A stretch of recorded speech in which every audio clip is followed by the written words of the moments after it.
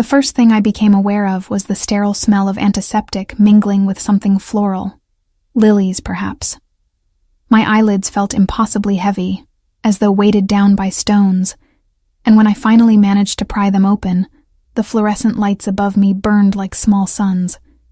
I squeezed them shut again immediately, a sharp pain lancing through my temples. "She's waking up."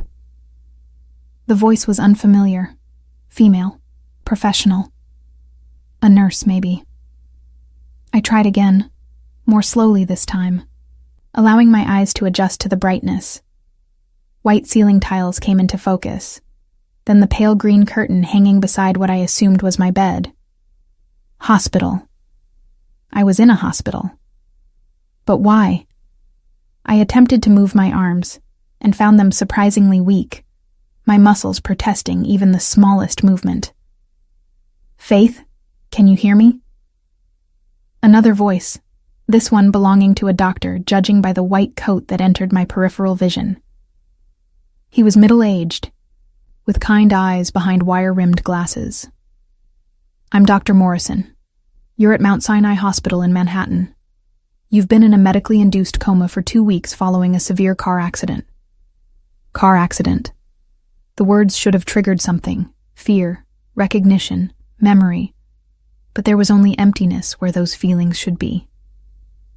I opened my mouth to speak, and my voice came out as barely more than a whisper.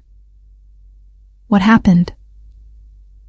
Dr. Morrison pulled up a chair beside my bed, his expression carefully neutral in that way doctors have when they're about to deliver difficult news. "Your vehicle went off the road upstate. You sustained significant head trauma and several broken bones. We had to keep you sedated to allow the swelling in your brain to reduce. The good news is that physically, you're healing remarkably well." "And the bad news?" I managed, my throat dry and scratchy.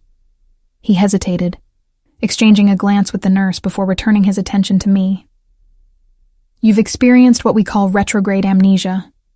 Based on our assessments, you appear to have lost approximately 3 years of memories. Everything before that seems intact. Your childhood, your education, your early career as an architect. But the past 3 years are essentially blank. 3 years. Gone. Just like that. I tried to access those memories, to pull them from whatever dark corner of my mind they'd been locked away in. But it was like reaching into fog. There was nothing there. No shape or substance to grasp onto. Panic began to rise in my chest, my breathing becoming rapid and shallow. "Try to stay calm," the nurse said, adjusting something on the IV pole beside me. "Stress will only make things worse. Memory loss following head trauma isn't uncommon, and in many cases, memories do return, though it can take time." "How much time?" I asked, hating the desperate edge in my voice.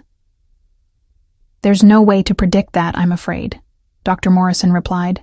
"It could be days, weeks, months. Some memories may return in full, others only partially, and some—" He paused, clearly reluctant to finish the thought. "Some may not return at all. But we'll work with you, provide therapy and support. You won't be facing this alone." "Alone?" The word struck me oddly. Do I have family? Friends? Even as I asked, I realized I could remember my parents, but they'd passed away years ago.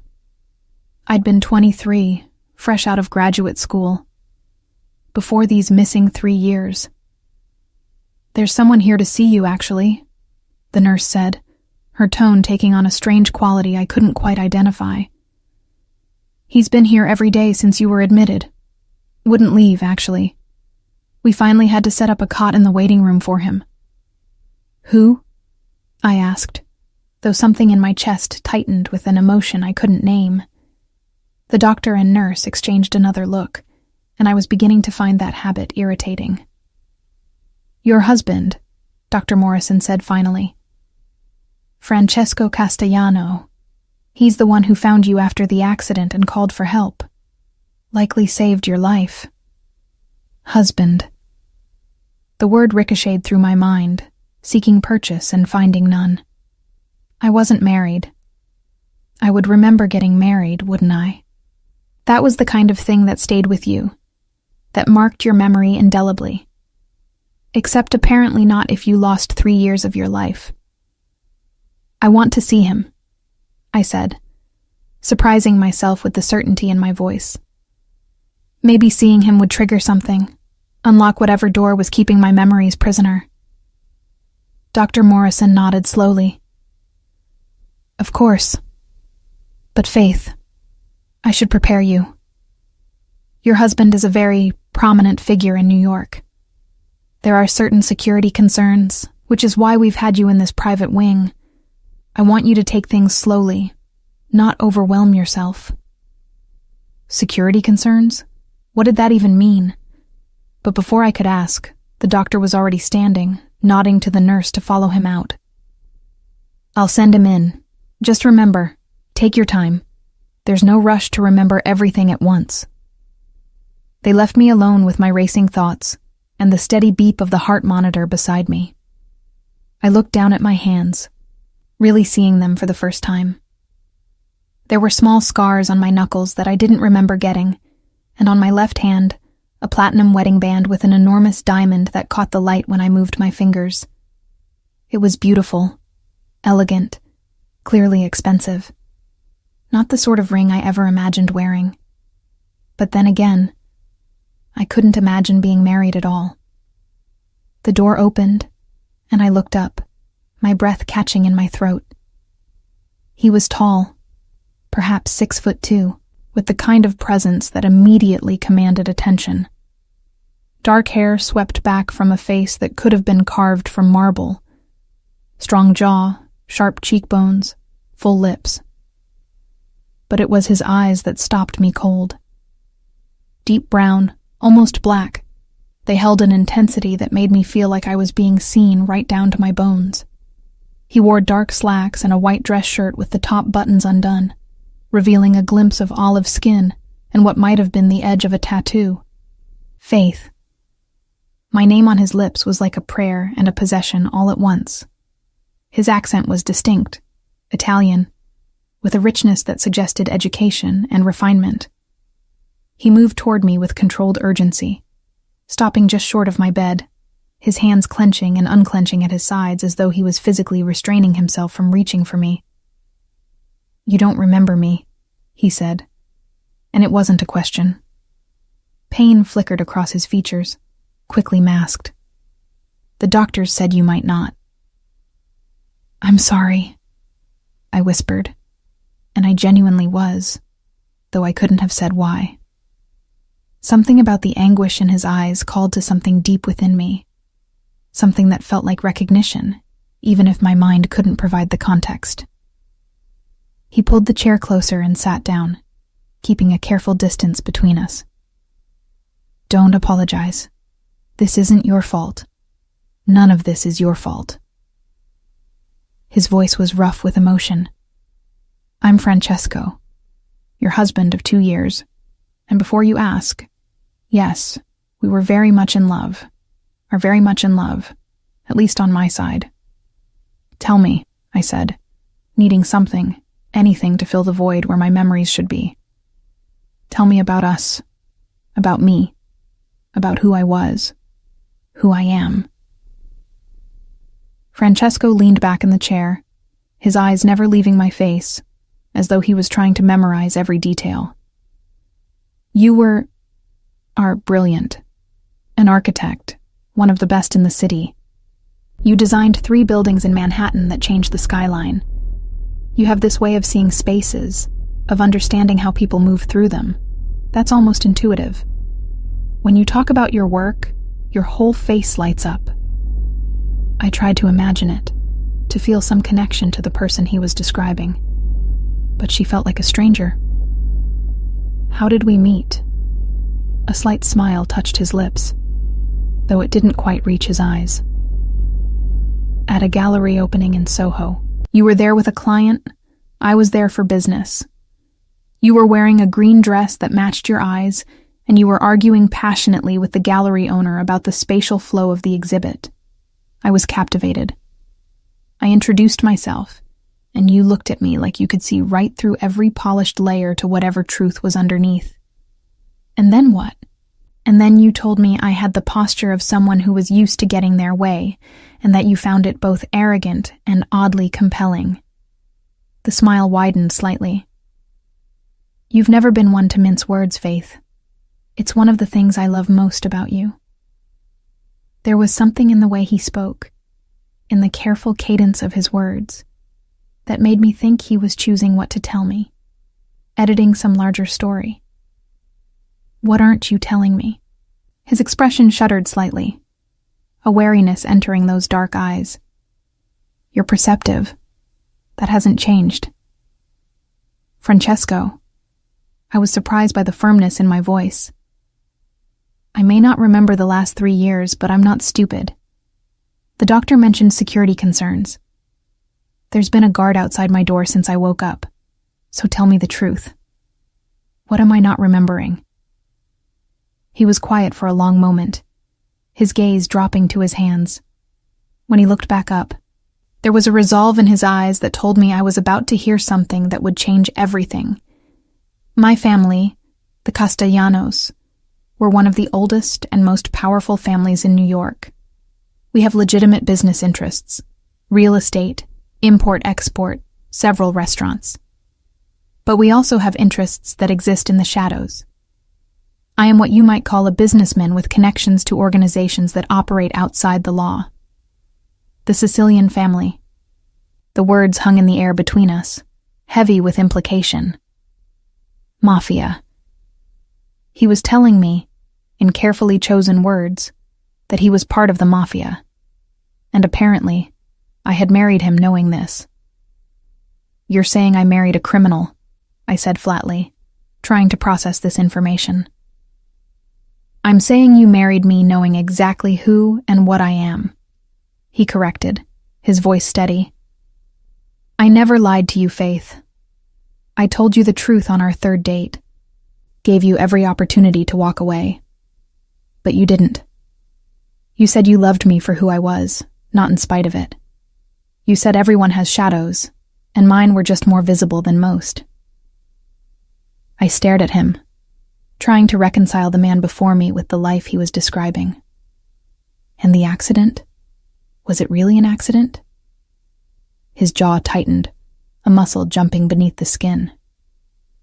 We're still investigating, but there are people who would be happy to hurt me by hurting you. That's why there's security. Why you'll have guards when you leave here. I won't take chances with your life. Not again. Not again, I repeated, catching on the words. Meaning, this has happened before? Threats? Yes. This is the first time anyone has gotten close enough to actually hurt you. The pain in his voice was raw, unguarded. And it's my greatest failure. I promised to protect you, and I failed. Looking at him, at the genuine anguish in his expression, I felt something shift inside me. I didn't remember him, didn't remember our life together. But I could see clearly that his feelings were real. Whatever we had been to each other, it had mattered. It still mattered, at least to him. What happens now? I asked quietly. Now you heal. You come home when the doctors clear you, and you decide if you want to try to remember, or if you want to start fresh. He leaned forward slightly, his eyes intense. But Faith, whatever you decide, know this. I will keep you safe. Whether you remember me or not, whether you choose to stay or go, I will protect you. That's not negotiable. There was something almost frightening in his certainty, in the absolute conviction with which he spoke. This was a man who was used to controlling situations, to bending the world to his will. And yet, there was also a vulnerability there, a crack in the armor where I could see how much this was costing him. I don't know who I am anymore, I admitted, my voice breaking slightly. I don't know this woman who fell in love with a mafia boss, who designed buildings and lived in this dangerous world. I don't know if I can be her again." Francesco reached out slowly, giving me time to pull away, and took my hand in his. His touch was warm, his palm slightly calloused in a way that surprised me. "Then we'll figure out together who you want to be now. No pressure, no expectations. Just truth and time, and whatever this is between us that transcended memory."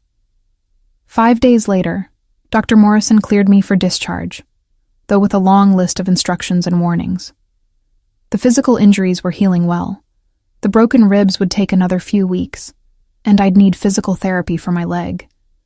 But the amnesia remained stubbornly intact. I'd undergone countless cognitive tests, spoken with a neuropsychologist, and tried every mental exercise they suggested, but the past 3 years remained locked away, inaccessible. Francesco had visited every day, sometimes for hours, telling me stories about our life together. He was careful, measured in what he shared, and I got the sense he was still protecting me from something.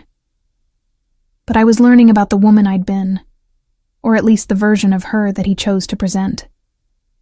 According to him, I'd been fearless, passionate about my work, and surprisingly comfortable in his dangerous world. I'd befriended the wives of his associates, learned basic Italian to speak with his Sicilian relatives, and even accompanied him to business meetings where my architectural eye helped with real estate acquisitions. It painted a picture of someone I didn't recognize, someone far braver and more adaptable than I felt now. The discharge process took most of the morning, with nurses going over medication schedules and therapy appointments. Francesco had arranged everything, from the private medical transport to the 24-hour nursing care I'd have at home. At home. The concept felt abstract, unreal. When we finally left the hospital, I was shocked by the security presence. 2 large men in dark suits flanked us as we exited through a side entrance, and a black SUV with tinted windows waited at the curb.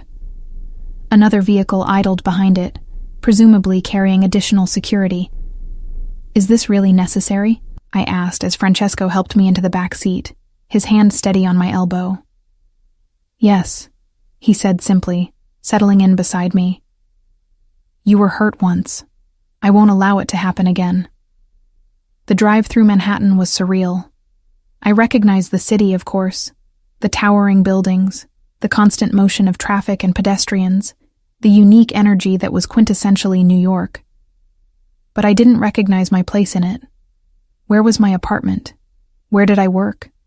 Did I still have an office somewhere? Or had that life been put on hold during these lost 3 years? We drove north, eventually turning onto Fifth Avenue. My confusion must have shown on my face because Francesco said quietly, "We live on the Upper East Side, penthouse apartment overlooking Central Park. You chose it, actually. Said it had the perfect light for your drafting table."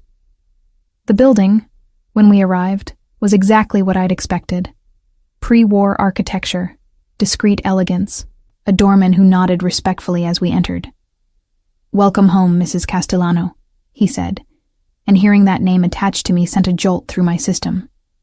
The elevator was private, requiring a key card to access. As it rose smoothly toward the top floor, I found my heart racing. What would I find in this apartment? What pieces of my lost life would be waiting there? The doors opened directly into the penthouse, and I stepped into a space that took my breath away. Floor-to-ceiling windows looked out over Central Park. The autumn trees a riot of gold and crimson. The apartment was decorated with a mix of modern and classic Italian pieces, creating an atmosphere that was both sophisticated and surprisingly warm. There were books everywhere, on shelves, stacked on tables, even piled beside a leather armchair near the window, and on the walls, framed architectural drawings that I somehow knew instinctively were mine. "You spent weeks getting the design just right," Francesco said, watching me take it all in. "Worked with the contractors personally on every detail. You said a home should be a sanctuary, especially in our world." I walked slowly through the living room, running my fingers along the back of a velvet sofa, pausing to examine the drawings on the walls. They were good, technically precise, but with an artistic flair that elevated them beyond mere blueprints. Had I really created these? This woman who had lost 3 years seemed to have gained so much in that time. A husband, a home, a confidence in her work that I wasn't sure I'd possessed before. "Would you like to see your studio?" Francesco asked. "You use the second bedroom as your office." Said the light there was perfect for afternoon drafting sessions. I nodded, following him down a hallway lined with photographs. I paused at one. Francesco and me on what looked like a terrace somewhere warm. The Mediterranean, perhaps. I was laughing, my hair wind-blown, and he was looking at me with an expression of such open adoration that it made my chest ache. We looked happy. We looked in love. "Positano," he said, stopping beside me. "Our honeymoon. You said you'd never seen water that blue, never tasted wine that made you feel like you were drinking sunshine. We stayed for 2 weeks, and you sketched constantly. The villa was a 16th century building, and you were fascinated by how it had been renovated over the centuries. I tried to remember it, tried to feel the warmth of that sun or taste that wine, but there was nothing. Just this photograph of 2 strangers who wore our faces. The studio was exactly as he'd described, a bright, airy room with drafting tables, shelves of architecture books and material samples, and a large bulletin board covered in sketches and notes. But what caught my attention was the wall opposite the windows. It was covered in photographs, documents, and newspaper clippings, all connected by colored string in a pattern that looked like something from a detective's investigation board. "What is that?" I asked, moving closer to examine it. Francesco's expression darkened. "That's your investigation, the one you were conducting before the accident." I looked at the board more carefully. There were photographs of men I didn't recognize, documents that appeared to be financial records, newspaper clippings about various criminal proceedings. And in the center of it all, a photograph of a man with cold blue eyes and a cruel smile. Someone had drawn a red X over his face. "Who is he?" I asked, though something about that photograph made my skin crawl. "Viktor Kozlov, Russian arms dealer and human trafficker. He's also the man who tried to kill you." Francesco's voice was hard, dangerous. "And before you ask, yes, this was all your idea. You found out what he was doing, the trafficking, the weapons, the drugs, and you decided you wanted to help stop him." I turned to stare at him. "Why would I do that? I'm an architect, not some vigilante." "Because that's who you are, Faith. Who you've always been." He moved to stand beside me, looking at the board with an expression that mixed pride and pain.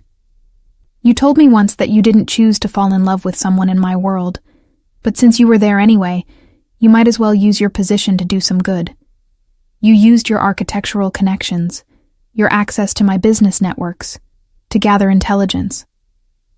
You became an asset to not just my organization, but to several law enforcement agencies who were trying to build cases against the worst of the worst." This was insane. The woman he was describing sounded like someone from a movie, not a real person. Certainly not me. "And this Kozlov, he found out what I was doing?" "We think so. The accident happened while you were driving back from a meeting with one of your contacts upstate. Your car went off the road on a particularly treacherous stretch. The brake lines had been cut." My blood ran cold. "So it wasn't an accident at all. Someone tried to murder me." "Yes," Francesco said simply. "And they very nearly succeeded." I sank into the chair by the drafting table, my legs suddenly unsteady. "Why didn't you tell me this in the hospital?" "Because you'd just woken up from a coma with 3 years of your life missing. I thought you deserved a chance to adjust before learning that someone had tried to kill you and might try again." He crouched down in front of me, his eyes intense. "But I won't lie to you, Faith. Not about this. You're in danger, and you need to know what you're facing. How can I face something I don't remember? How can I protect myself from an enemy I don't even know?" The frustration in my voice was palpable. You don't have to remember to be safe. That's what I'm here for. That's what the security team is for. He took my hands in his grip firm and warm. But I also know you, even if you don't remember yourself. You're not someone who hides in the shadows. You'll want to understand what happened, to try to remember. And when you do, I'll be here to help you. I looked at our joined hands, at the matching wedding bands we wore. How did we end up here? How did a relationship between an architect and a... I hesitated, not sure how to finish the sentence. A mafia boss? He supplied with a slight smile. A lot of late-night conversations, a lot of honesty, and a recognition that what we had was rare enough to be worth the risk. You told me once that safety was an illusion, that anyone could be hurt at any time by any number of things. At least with me, you knew exactly what the dangers were. There was a certain honesty in that. That sounds like something someone would say to justify a terrible decision, I said, but without real heat. Perhaps. Or perhaps it was the most honest thing either of us had ever said. He stood, releasing my hands. You must be exhausted. Let me show you our bedroom, and you can rest. We can explore more later. Our bedroom. The word sent a flutter of nervous energy through me. I'd been so focused on the larger implications of my situation that I hadn't really considered the intimate details. This man was my husband. We shared a bed, a life, presumably an intimate relationship that I had no memory of.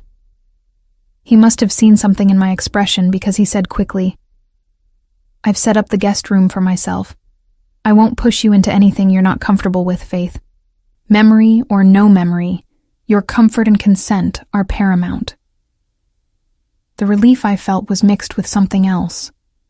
Something that might have been disappointment, though I couldn't have said why. The master bedroom was stunning.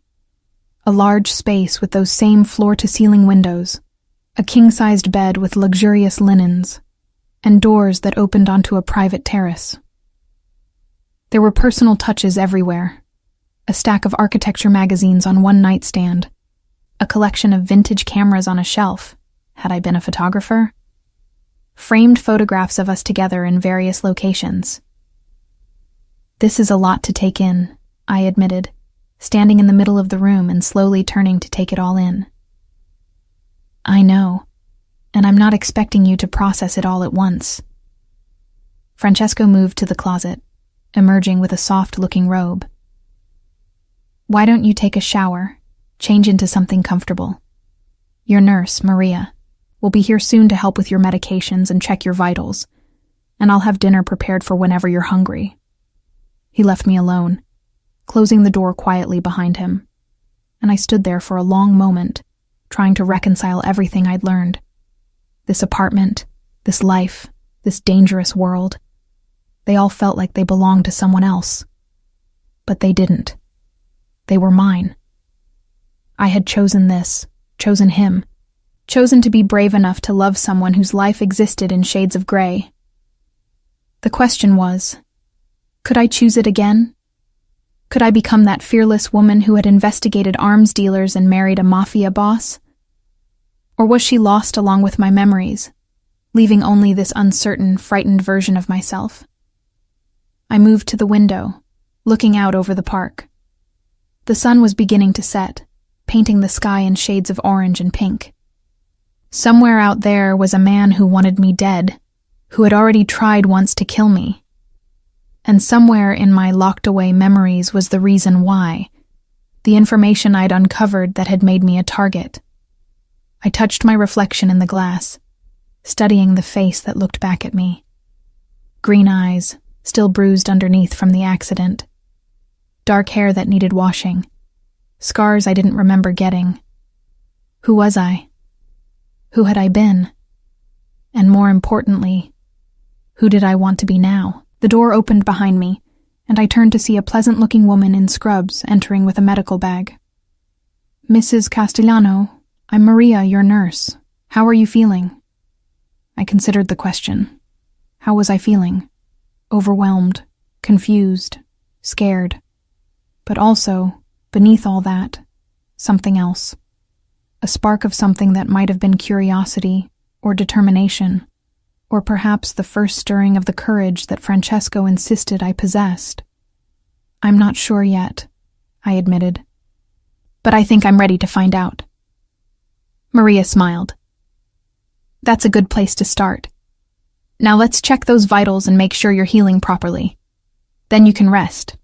Tomorrow will be here soon enough, and with it, new opportunities to rediscover who you are. As she went about her work, I found my gaze drawn back to the window, to the city sprawling below us. 3 years of my life were gone, locked away behind walls my mind had constructed. But those years had shaped me, changed me, made me into someone who was apparently brave enough to face danger for what she believed in. Maybe, just maybe, some of that bravery had survived the accident. Maybe some essential part of that woman was still in here, waiting to be rediscovered. And maybe in trying to find her, I'd discover whether Francesco Castellano was truly my husband and protector, or something far more dangerous. A beautiful lie wrapped around a terrible truth. The days began to blur into a routine that felt both foreign and strangely comfortable. I woke each morning in the master bedroom, the sunlight streaming through those massive windows, and for a few disoriented moments, I'd forget everything. The accident, the amnesia, the dangerous world I'd apparently chosen to inhabit. Then reality would settle back in, heavy and insistent. Maria arrived each morning at 8 to check my vitals and administer medications. She was efficient but kind, with a maternal warmth that made me feel safe. Francesco was always awake before me, usually in his home office handling what he carefully termed business matters. We'd have breakfast together on the terrace when the weather permitted, and he'd tell me more stories about our life, carefully measured doses of information that he clearly believed I could handle. I learned that I'd designed a community center in Brooklyn that served at-risk youth, that I spoke passable Italian and could curse fluently in Sicilian, that I had a weakness for good wine and old movies. I learned that Francesco and I had met his family in Sicily 6 months after our wedding, that his mother had loved me immediately, declaring I had the spirit of a Sicilian woman despite my American upbringing. But what fascinated me more than these curated stories was what I observed. The way Francesco's men spoke to him with a mixture of respect and wariness, the phone calls he took behind closed doors, his voice dropping to that dangerous quiet that sent chills down my spine. The way he moved through the world with absolute confidence, as though he'd never encountered a situation he couldn't control. Except, I was beginning to realize, he couldn't control this. He couldn't make me remember, couldn't force my mind to unlock its secrets. And that frustrated him, even though he tried to hide it. It was during my second week home that I decided to explore the studio more thoroughly. Francesco had encouraged it, saying that sometimes familiar spaces could trigger memories. Maria had cleared me for light activity as long as I didn't overdo it, so I spent an afternoon going through drawers and portfolios, examining the work I'd created during those lost years. The designs were impressive, more confident and innovative than anything I remembered creating before. There was a residential building in Chelsea with a green roof and solar panels, designed to be both luxurious and sustainable. A renovation of a historic theater in Harlem that preserved its Art Deco heritage while modernizing the infrastructure. And sketches, so many sketches, for what looked like a massive project, something that would transform an entire block.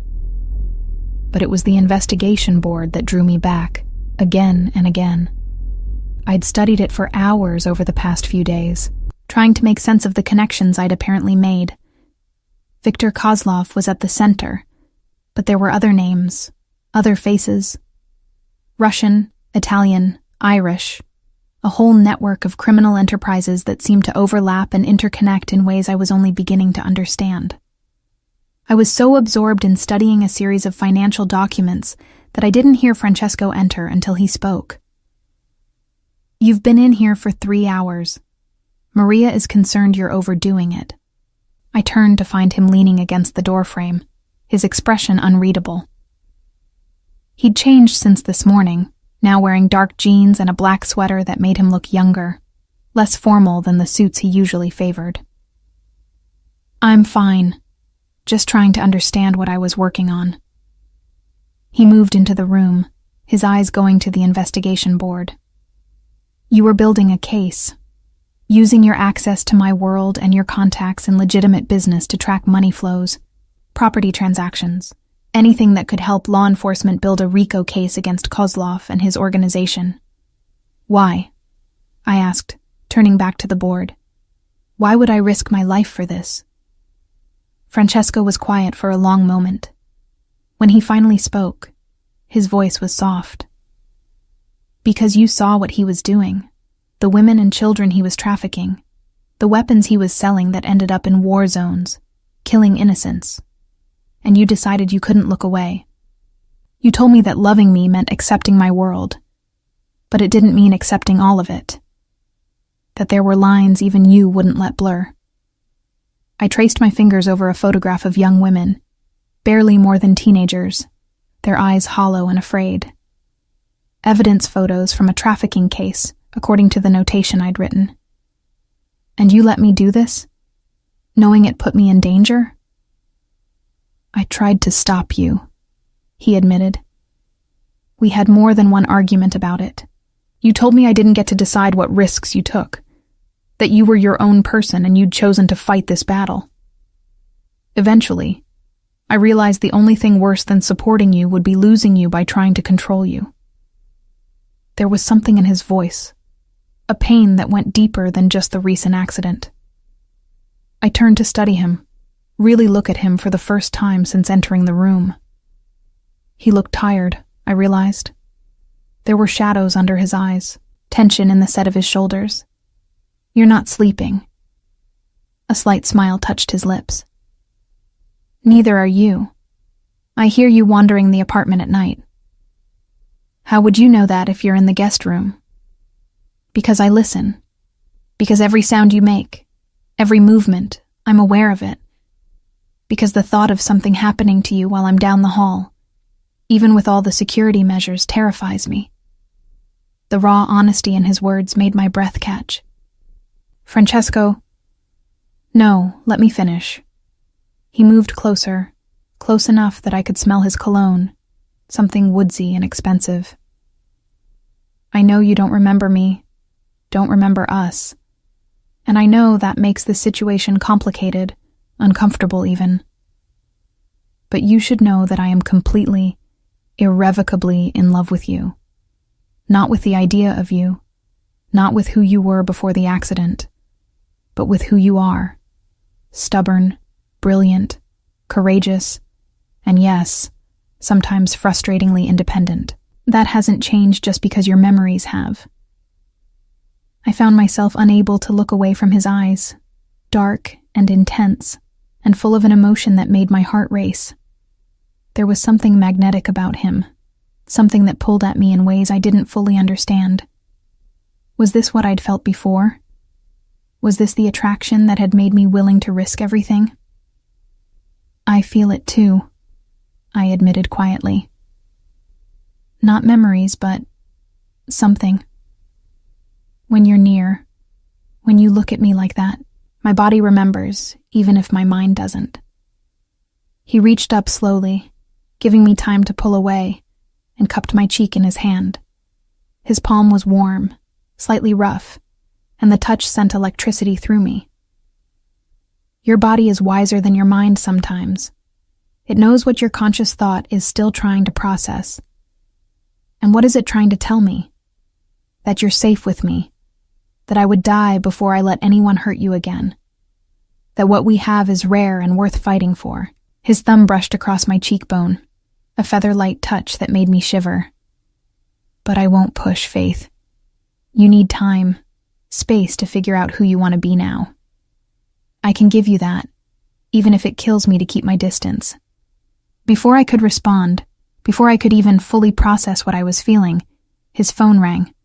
He pulled it from his pocket, glancing at the screen, and his expression darkened immediately. "I need to take this.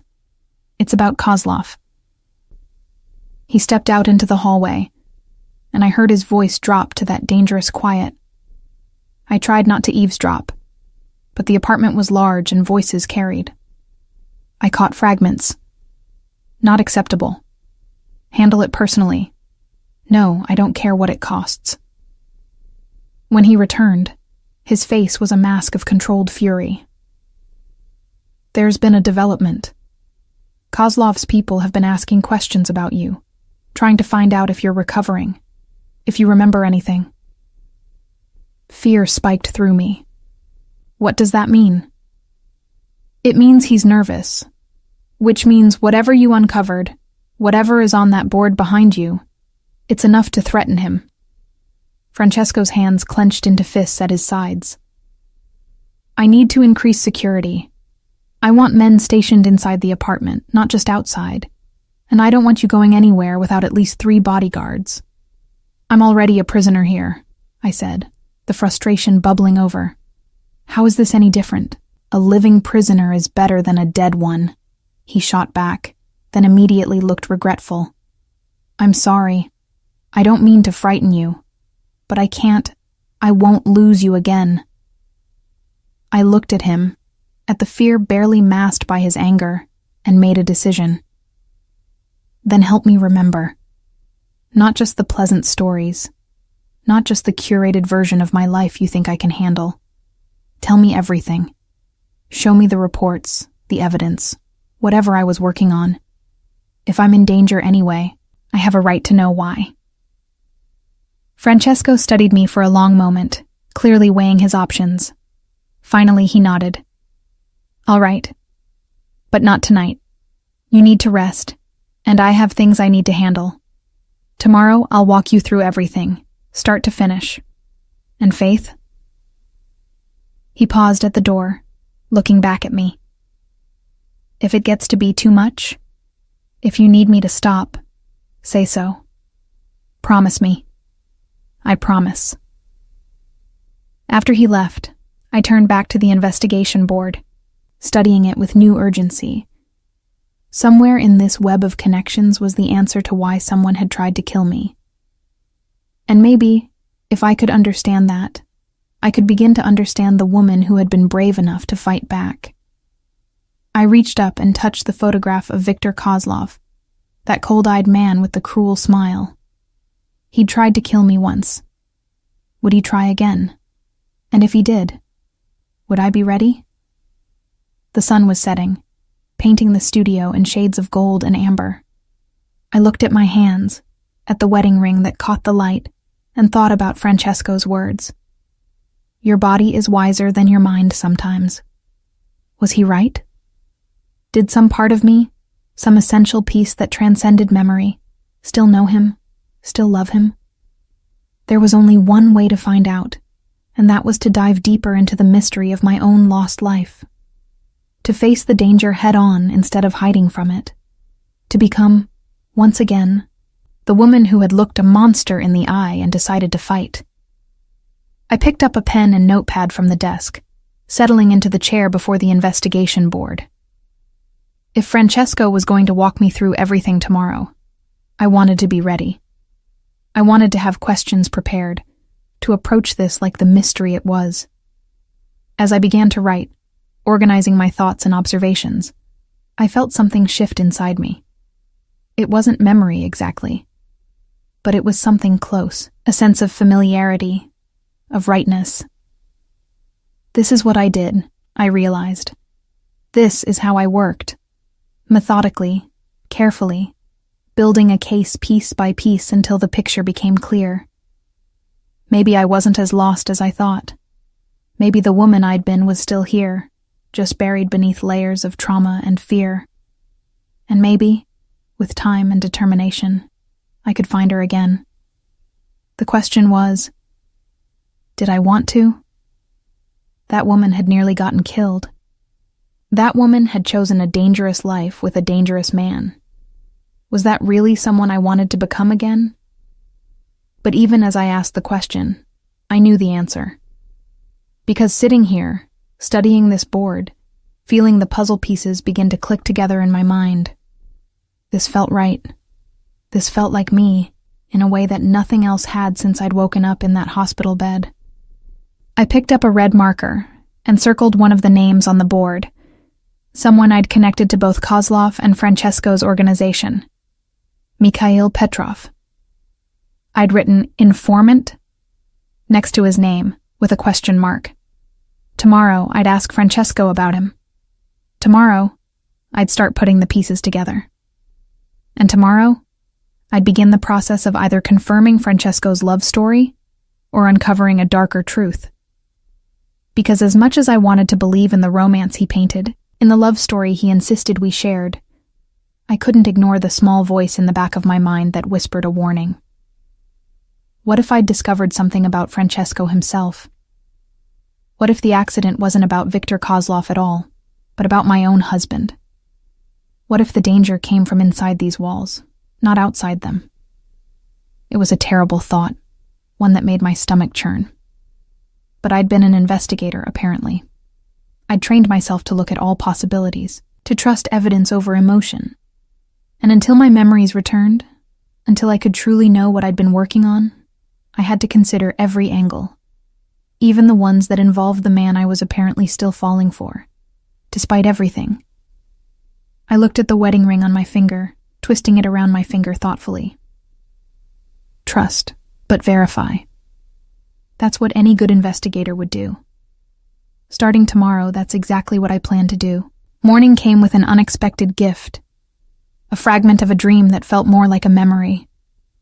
Francesco and I in a restaurant, candlelight between us, his hand reaching across the table to take mine. "You're sure?" he'd asked, his expression serious. "Once you know everything, there's no going back." And I'd squeezed his hand, certain and unafraid. I'm already all in. I might as well know what game we're playing. I woke with the echo of those words in my mind, my heart racing. Was it real? Had that conversation actually happened? Or was my brain simply creating false memories to fill the void? There was no way to know for certain. And that uncertainty was perhaps the most frustrating part of all this. Francesco was already in the kitchen when I emerged, making espresso with the ease of someone who'd performed the ritual countless times. He looked up when I entered, and something in his expression softened. "You look like you actually slept." "I dreamed," I said, accepting the cup he offered. Or remembered. I'm not sure which. He stilled. "Tell me." I recounted the scene, watching his face carefully for any sign of recognition. When I finished, he was quiet for a long moment, his eyes distant. "That was the night I told you the full truth about my family's business. About what I really did. Who I really was. You'd already known I was connected. But that night I gave you details I'd never shared with anyone outside the family. And I stayed." "You stayed," he confirmed. "You said you appreciated the honesty more than you feared the danger. That we all made compromises in the name of love. And this was yours." We stood in silence for a moment, the morning light streaming through the windows. Then Francesco set down his cup decisively. "Are you ready? To see everything?" I nodded, and he led me to his home office, a room I hadn't been allowed to enter yet. It was masculine and elegant, all dark wood and leather, with an enormous desk and walls lined with bookshelves. But what caught my attention was the locked cabinet in the corner. Francesco produced a key, unlocking it to reveal stacks of files, hard drives, and what looked like surveillance equipment. "This is everything you compiled. Your investigation into Kozlov, but also..." He hesitated, then met my eyes directly. "Also your investigation into me." My breath caught. "What?" "You were thorough. You didn't just investigate my enemies. You investigated me, too. Made sure you knew exactly what you were getting into, what sins I'd committed, what blood was on my hands." He pulled out a thick file, handing it to me. "Read it, all of it. Ask me anything." I won't hide from you, Faith. I took the file with trembling hands. Inside were documents I'd apparently compiled myself. Financial records, testimony transcripts, even photographs of Francesco meeting with known criminals. My notes were meticulous, organized by date and severity. I'd cataloged everything: money laundering, protection rackets, even what looked like a suspicious death that had been ruled an accident. "Did you kill this man?" I asked, pointing to a photograph of a body, my voice remarkably steady considering the chaos in my chest. "Yes," Francesco said without hesitation. "He was trafficking children. I gave him a chance to stop, to leave the city and never return. He chose to stay and threatened to expose my family's operations to federal investigators unless I partnered with him. So I removed the problem. That's murder. That's justice in my world. The police couldn't touch him. He had connections, lawyers, money. But he made a mistake thinking I would tolerate what he was doing." Francesco's voice was cold, flat. "I'm not asking you to agree with my methods, Faith. I'm just telling you the truth." I flipped through more pages, each one a revelation, each one a piece of the darkness that apparently existed in the man I'd married. By the time I reached the end, I felt sick. How could I have loved you, knowing all this? Because you saw the whole picture, not just the parts that make you uncomfortable. He moved to a different drawer, pulling out another file. "This is the other half. The community centers my family funds. The businesses we protect from worse predators. The trafficking operations we've shut down. The women and children we've helped escape. It's not redemption, Faith. I'm not a good man. But I'm not purely evil either. I exist in the gray spaces, and you accepted that." I read through this second file, my mind reeling. It was true. There was another side to his operations. Legitimate businesses that provided jobs. Programs that helped at-risk youth. And I noticed significant financial support to several organizations that fought human trafficking. "You're trying to do better," I said slowly, "in your own way. I'm trying to survive in a world that doesn't offer simple choices. But yes, after meeting you, I've tried to mitigate the harm, to use my power for something other than just personal gain." He sat on the edge of his desk, his posture weary. "You changed me, Faith. Made me want to be someone worthy of you." I set the files aside, my head pounding. "And Kozlov? How does he fit into all this?" That's where it gets complicated. Francesco pulled up a series of photographs on his computer, surveillance images of Viktor Kozlov meeting with various people. "Kozlov operates in the same shadows I do, but without any moral boundaries whatsoever. Human trafficking, weapons dealing, drugs, anything that makes money. About a year ago, you found evidence that he was planning to expand his trafficking operation into New York, using some of my family's legitimate businesses as fronts without our knowledge. So I started investigating. More than that, you became obsessed. You saw what he was capable of, the lives he destroyed, and you couldn't let it go." He pulled up more files, these ones showing complex financial networks. "You used your architectural work as cover. Many of the buildings involved in his operation needed renovation or redesign, so you had legitimate reasons to be in those spaces. You documented everything, passing intelligence to both me and to a federal task force that was building a case. I studied the screen, trying to follow the threads of the investigation. It was impressive work, meticulous and clever. This woman she'd been smart, strategic, unafraid to take risks, and he found out." "We think so. 3 weeks before your accident, you told me you'd found something big. You wouldn't tell me what, said it was safer if I didn't know yet. You needed to verify it first, make sure you were right." Francesco's jaw tightened. 2 days before the accident, you met with your FBI contact upstate. You were driving back when someone ran you off the road. The brake lines were cut before you left, probably while you were in the meeting. They wanted it to look like an accident, but our people found the evidence. He turned to look at me directly, his eyes blazing with barely controlled fury. Whoever did this, they knew your route, knew your schedule, which means someone close to you betrayed you. The implication hung heavy in the air. You think it was someone in your organization. I know it was. The question is who. He pulled up another file, this one containing profiles of several men. These are the people who had access to your schedule that day. I've been investigating them, but quietly. If I move too openly, whoever betrayed you will disappear. I looked at the faces, memorizing them. One stood out, Mikhail Petrov, the name I'd circled on my investigation board. Him. I marked him as a possible informant. Francesco's expression grew grim. Mikhail has been with my family for 10 years. His son is godson to my cousin.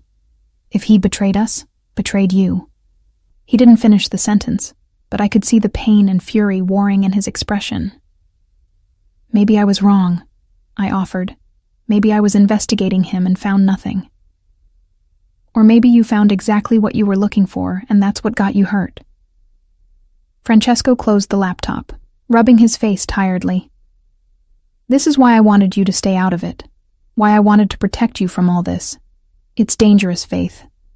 People have died for less than what you were uncovering. So what do we do now? Now? Now I finish what you started. I find out who betrayed you and I make sure they pay. The darkness in his voice sent chills down my spine. And you stay here, safe, protected, while I handle it.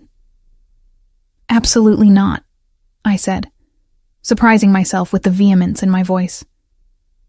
If this investigation was mine, if I nearly died for it, then I have a right to see it through. You're asking me to put you in danger again. I can't do that. You don't get to decide what risks I take, I shot back, and even as I said the words, they felt familiar, like an echo of an old argument. You said it yourself. I'm my own person. I choose my own battles. Francesco stared at me, and slowly a small smile curved his lips. There she is. There's the woman I married. What? That fire, that stubbornness, that absolute refusal to be protected if it means giving up your agency. He reached out and tucked a strand of hair behind my ear, his touch gentle. I've missed her. Missed you. Even when you were right here. The moment hung between us, charged with something electric. I found myself leaning into his touch, my body responding to him in ways my mind still didn't fully understand. I'm scared, I admitted quietly. Scared of what I'll find. Scared of who I was. Who I might become again. Fear and courage aren't opposites, Faith. Courage is being scared and doing it anyway.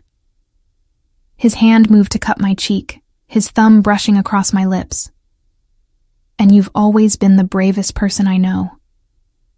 Before I could think better of it, I closed the distance between us, pressing my lips to his.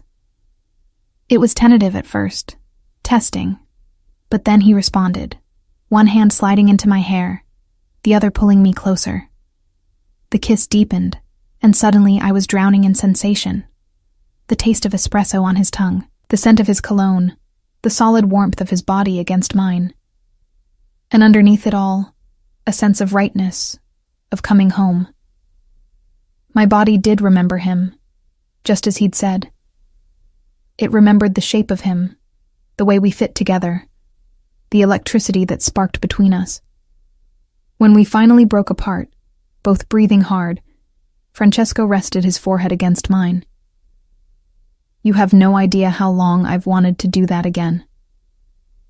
I think I'm starting to understand, I whispered. We stood there for a long moment, wrapped in each other, and for the first time since waking in that hospital, I felt certain about something. Whether it was wise or not, whether it was safe or not, I was falling for Francesco Castellano all over again. And this time, I was choosing it with full knowledge of who and what he was. Okay, I said finally, pulling back slightly to look him in the eyes. Okay, let's finish this together. Let's find out who betrayed me and make sure Kozlov can't hurt anyone else. But we do it as partners. Real partners. Francesco studied me for a long moment, then nodded slowly. Partners. But with one condition. You don't take unnecessary risks. We plan everything carefully, and if I say a situation is too dangerous, you trust my judgment. And you trust mine when I say I can handle something. Deal. He held out his hand, and I shook it, the gesture feeling both businesslike and deeply intimate. As I stood there in his office, surrounded by evidence of both his crimes and his attempts at redemption, I realized something important. I might not remember the woman I'd been, might not have access to those 3 lost years, but I was still her. Still that person who looked at darkness and chose to fight it. Still someone brave enough to love a complicated man in a complicated world. The accident had stolen my memories, but it hadn't stolen my essential self. That was still here, waiting to be reclaimed. And reclaim it I would, one truth at a time. The next 3 days were a crash course in my own investigation. Francesco and I spent hours in his office, going through every document, every photograph, every piece of evidence I'd compiled. He brought in Marco, his most trusted lieutenant, to brief me on the organizational structure of both his family and Kozlov's network. Slowly, painstakingly, I began to see the picture I'd been painting before the accident. It was brilliant work, I had to admit with a strange sense of pride. I'd used my position as an architect to gain access to buildings, to meetings, to conversations that most people would never be privy to. I'd built a web of connections, documenting how Kozlov's money flowed through seemingly legitimate businesses, how his trafficking operation worked, how he'd built a network that spanned from Eastern Europe to New York. But it was the file marked "Verification Needed" that caught my attention on the 3rd day. It was partially encrypted, with notes in my handwriting that suggested I'd been protecting the information even from myself. "I need to access this," I said, showing Francesco the file. "Whatever's in here, it's what I was meeting with the FBI about before the accident." Francesco called in a tech specialist, a young woman named Elena, who looked barely old enough to be out of college, but attacked the encryption with impressive skill. It took her 6 hours, but finally, she cracked it. What we found made everything else pale in comparison. "Jesus Christ," Francesco whispered, staring at the screen. "You found his entire network. Everything. Names, locations, financial accounts, evidence of at least 47 trafficking operations across 3 continents. But it was the final document that stopped my heart. A list of names under the heading "Dirty." Law enforcement officials, politicians, even federal agents, all on Kozlov's payroll. And there, 3rd from the bottom, was a name that made everything click into place: Special Agent David Reeves, FBI. "That's who I was meeting with," I said, my voice hollow. "My FBI contact. He's the one who betrayed me." Francesco was already on his phone, barking orders in rapid Italian. Within minutes, he had confirmed what we'd suspected. David Reeves had disappeared 2 weeks after my accident. No forwarding address, no contact with the bureau. Nothing. He'd vanished. "Kozlov must have paid him to eliminate you, and then eliminated him to tie up loose ends," Marco said grimly. He'd joined us when Elena finished decrypting the files, his expression growing darker as he read through the evidence.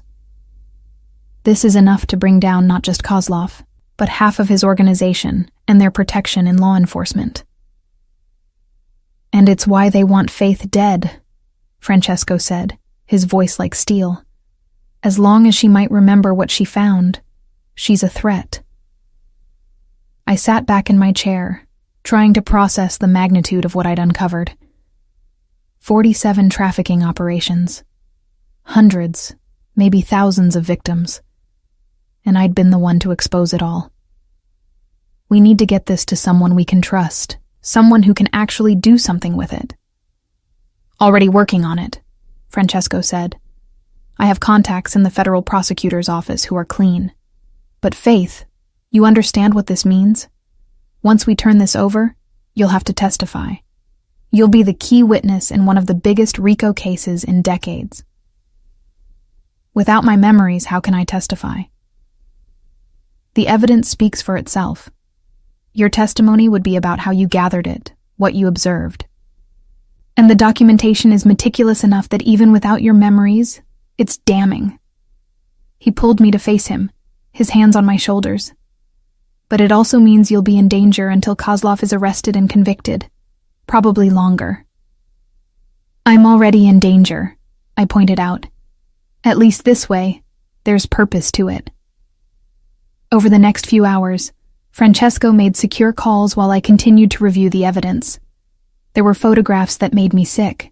Young women in cages, children with hollow eyes, the brutal efficiency of human suffering turned into profit. This was what I'd been fighting. This was why I'd risked everything. It was nearly midnight when something else caught my attention. A surveillance photo of Mikhail Petrov meeting with someone in what looked like a parking garage. The angle was bad, and the other person's face was partially obscured. But something about their stance, their build, was familiar. Francesco, I called out, pulling up the image on the larger screen. Come look at this. He studied the photo, his expression growing darker. That's from 6 months ago, according to the timestamp, right around when you started investigating Mikhail. Who was he meeting with? Francesco zoomed in, enhancing the image as much as possible. When he saw the face, even partially obscured, he went completely still. No, it can't be. Who is it? That's my cousin, Antonio. The words came out strangled. He's been with the family since birth. He's like a brother to me. I pulled up more files, searching for Antonio's name. There. Several more meetings, all documented but never analyzed because I'd been focused on Mikhail. I think they're working together, both of them betraying you to Kozlov. Francesco's hands clenched into fists, his face a mask of fury and pain. Antonio has access to everything. My schedules, my security protocols, my business operations. If he and Mikhail have been feeding information to Kozlov. He didn't finish, but the implications were clear. They could have been the ones who told Reeves where I'd be that day, I said quietly. They could have ordered my death. The silence that followed was heavy, dangerous. When Francesco finally spoke, his voice was so cold it sent chills through me. They signed their own death warrants. Francesco, no. We take this to the authorities. We do this the right way. The right way? He turned to me, and there was something frightening in his eyes. The right way got you nearly killed. The right way let traitors into my family, into my home, into my life. There is no right way in my world, Faith. There's only survival. Then I don't want to survive in your world, I shot back, surprising both of us. Not if it means becoming the kind of person who kills without trial, without justice. You said I changed you, that I made you want to be better. So be better. Don't let rage turn you into the monster Kozlov is. He stared at me, conflict warring across his face. Finally, he slumped against the desk, the fight going out of him. What do you suggest? We gather more evidence. We prove their betrayal beyond doubt. Then we give it all to the prosecutors. Kozlov, Antonio, Mikhail, all of it. We let the law handle it. And if they come after you again while we're gathering evidence, then you protect me, like you promised. I moved to stand in front of him, taking his hands in mine. But you don't become a murderer. Not for me. I couldn't live with that. Francesco pulled me against him, burying his face in my hair. You're asking me to show mercy to people who tried to kill you, to family who betrayed everything we stand for. I'm asking you to trust in justice instead of vengeance. There's a difference. We stood like that for a long moment, and I could feel the tension slowly draining from his body. When he finally pulled back, his eyes were clearer, more resolved. "All right, we do it your way, but if they make one move toward you, all bets are off." "Fair enough." The door to the office burst open, and Marco rushed in, his face pale. "Boss, we have a problem. Someone just tried to breach the building's security. They didn't get through, but they left something for you." He held out a manila envelope. Francesco took it carefully, opening it to reveal a single photograph, me, taken through the windows of the penthouse. Sometime in the last few days, maybe even today. Written across it in red marker. "She remembers too much." The message was clear. They were watching. They knew I was recovering, knew I was investigating, and they were preparing to strike again. Francesco's face went hard, all the softness from our conversation disappearing. "Get everyone we trust together. I want this building locked down. I want additional security on every entrance, and I want surveillance footage from every camera within 6 blocks reviewed. Someone got close enough to take that photo, which means they're close enough to try again." As Marco hurried out, Francesco turned to me. "Pack a bag. Essential items only. We're leaving." "Leaving? Where?" "Somewhere safe. Somewhere even Antonio doesn't know about." He was already moving, pulling out a burner phone, making calls. "I have a place, off the books. No one in the family knows about it except me. We can work from there, coordinate with the prosecutors, and keep you safe until we're ready to move." I wanted to argue, to insist I wasn't running, but the photograph in his hand was proof enough that staying here was suicide. "How long do we have?" "Minutes, maybe. If they're bold enough to leave that message, they might be bold enough to try something tonight." He grabbed my hand, pulling me toward the bedroom. "Grab what you need. We leave in 5 minutes." As I threw clothes into a bag, my hands shaking, I couldn't help but think about the woman I'd been 3 years ago, before I'd fallen in love with a mafia boss, before I'd started fighting human traffickers, before I'd chosen this dangerous, complicated life. Would she recognize me now? Would she approve of the choices I was making? But even as I asked the question, I knew the answer. Because despite everything, the fear, the danger, the lost memories, I felt more alive now than I had since waking up in that hospital. I felt like I was finally becoming the person I was meant to be, even if that person might get me killed. The safe house was a revelation. Tucked away in the Catskills, it looked like an ordinary cabin from the outside, but inside it was equipped with state-of-the-art security systems, encrypted communications, and enough supplies to last months. Francesco had bought it years ago, he explained, long before he met me. A place to disappear if everything fell apart. "You never told anyone about this?" I asked, unpacking in the bedroom while he ran security checks. "No one. It was my contingency plan, my last resort." He paused in the doorway watching me. "I never thought I'd bring someone here. Never thought I'd trust anyone enough. But you trust me. With my life, with everything." He crossed the room, taking the shirt I was folding from my hands and setting it aside.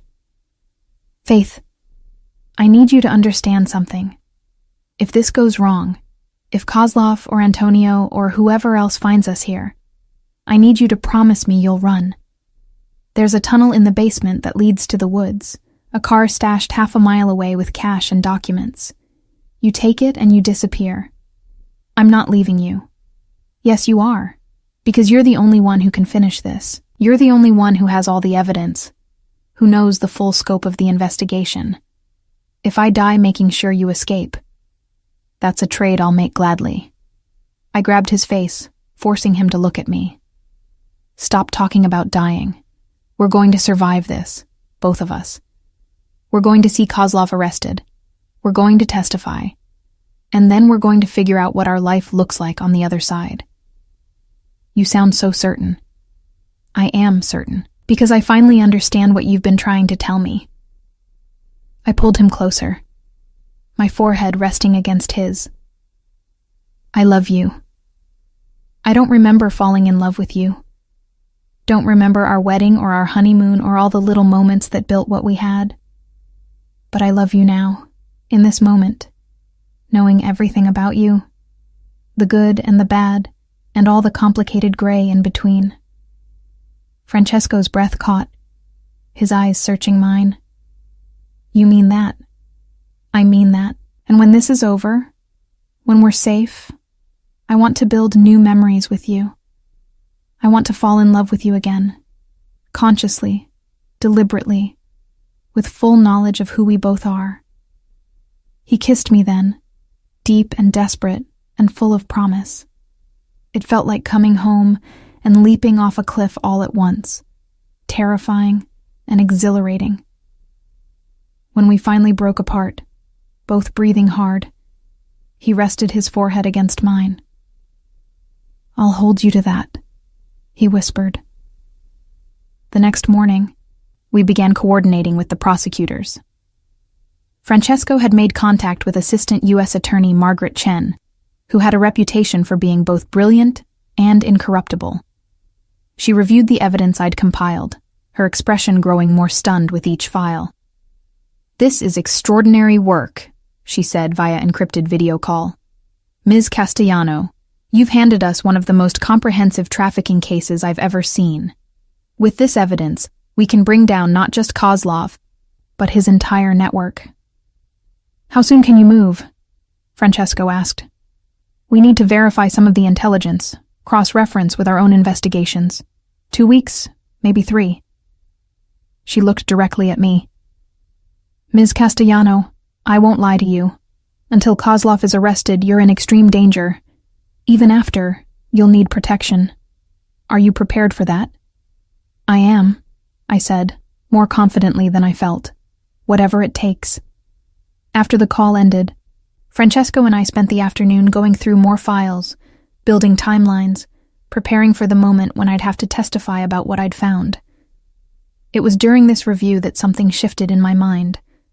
Not a memory, exactly, but a sensation. A feeling of familiarity. "This room," I said suddenly, looking around. "I've been here before." Francesco went still. "What?" "I've been here. Not recently, but I remember being in this cabin. We were looking at evidence. Documents spread across that table." I pointed to the dining table, and as I did, more details emerged. "You were angry about something, a deal that had gone wrong, and I was trying to calm you down, telling you that rage clouds judgment." "That was 18 months ago," Francesco breathed. "Right after you first started investigating Kozlov. You'd found evidence of a trafficking operation using one of my legitimate properties, and I was furious that someone had violated my organization like that. You brought me here to work through the evidence away from the city, away from people who might be compromised." More pieces were falling into place, not complete memories, but impressions, feelings. We made love on that couch. I gestured to the leather sofa by the fireplace. It was winter. There was a fire burning. And you told me you were afraid of losing me, that investigating Kozlov was too dangerous, and you told me you weren't afraid to die for something that mattered. Francesco's voice was rough with emotion. "You said fear was a luxury you couldn't afford, not when there were people suffering who needed someone to care enough to take the risk." I closed my eyes, reaching for more, and suddenly it was there. A flood of impressions, emotions, fragments of memories. Not everything, not the full 3 years, but pieces, important pieces.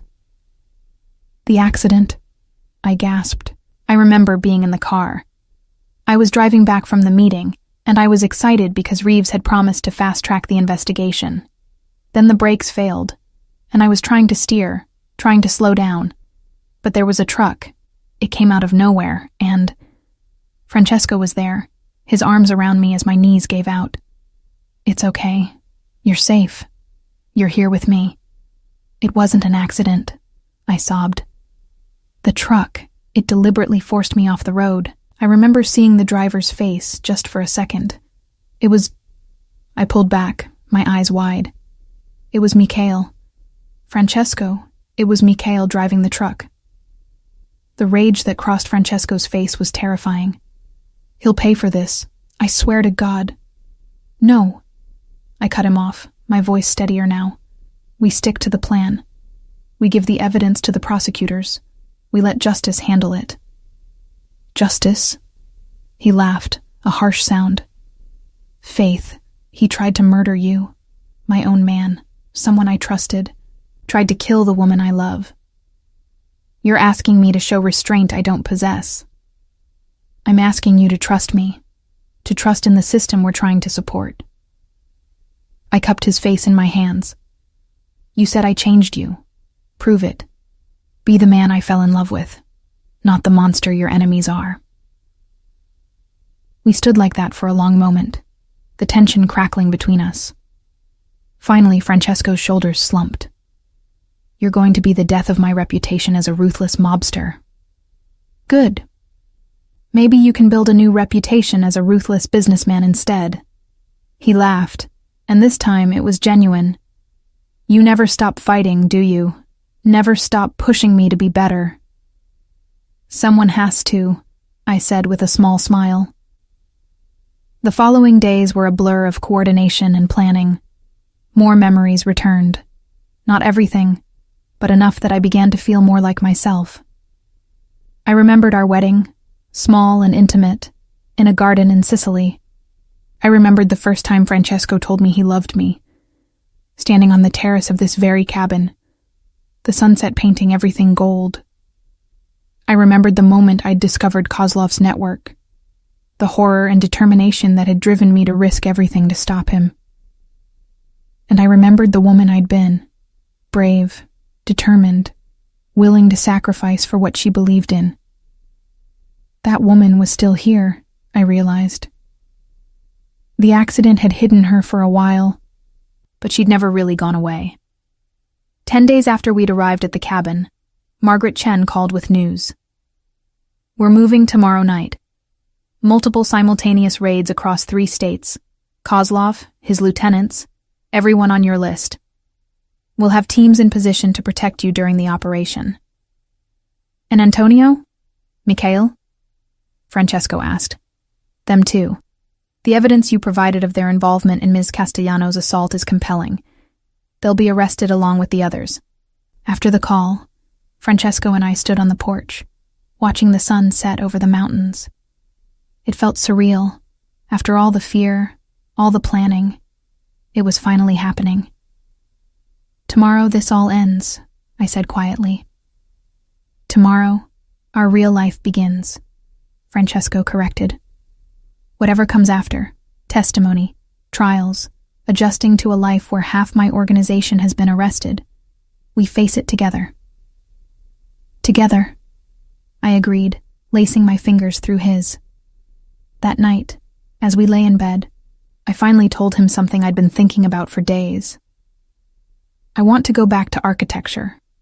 Real architecture, not using it as a cover for investigation. I want to design buildings that matter, that help people. "I think that's perfect," he said, pulling me closer. "And I need to figure out what comes next for me. The legitimate businesses can sustain us, but I need to extract myself from the shadows. For you, and for the man I want to be. It won't be easy. Nothing worth having ever is." He kissed my forehead. "But we'll figure it out. We always do." The next evening, as federal agents swarmed into locations across New York, New Jersey, and Connecticut, Francesco and I watched on encrypted monitors from the cabin. We saw Viktor Kozlov led out in handcuffs, his cold eyes blazing with fury.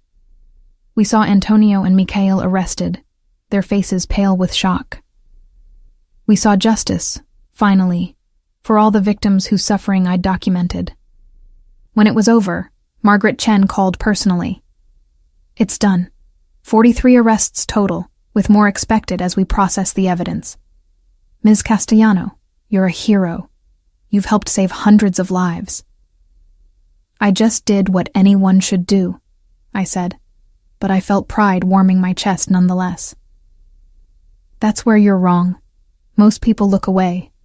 You looked closer. She paused. We'll need you to come in for debriefing in a few days.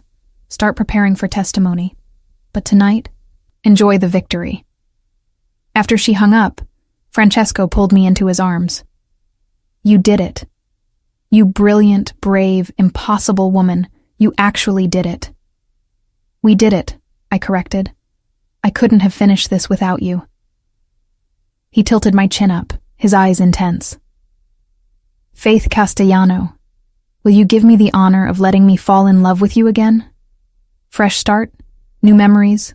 Building something even stronger than what we had before? I smiled, my heart full. Francesco Castellano, I think I'd like that very much, but on one condition. Anything. We do it honestly. No more secrets, no more half-truths. Whatever comes, we face it together in the light, not hiding in shadows. I can live with that. He kissed me, soft and sweet and full of promise. In fact, I think I'd like nothing more. As we stood on that porch, wrapped in each other's arms, I thought about the journey that had brought me here, the accident that stole my memories, the fear and confusion of waking up to a life I didn't recognize, the slow process of rediscovering myself, of choosing to love this complicated man in this complicated world. I'd lost 3 years, but in losing them, I'd found something more valuable. The freedom to choose my life consciously, deliberately, knowing all the risks and choosing anyway. To love Francesco not because I didn't know better, but because I knew exactly who he was and loved him regardless. The woman I'd been had chosen him once. The woman I was now chose him again. And this time, I'd remember every moment of it.